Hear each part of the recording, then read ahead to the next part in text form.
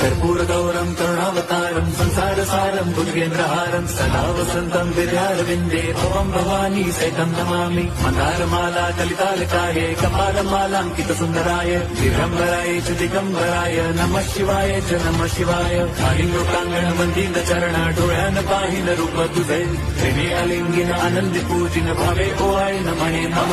त्वमेव माता पिता त्वमेव बन्धुश्च सखा त्वमेव विद्या द्रवणं त्वमेव सर्वं मम देवदेव। कायेन वाचा मनसेन्द्रियैर्वा बुद्ध्यात्मना वा प्रकृतिस्वभावात् करोमि यद्यत् सकलं परस्मै नारायणायेति समर्पयामि। अच्युतं केशवं रामनारायणं कृष्णदामोदरं वासुदेवं हरिं श्रीधरं माधवं गोपिकावल्लभं जानकीनायकं रामचन्द्रं भजे।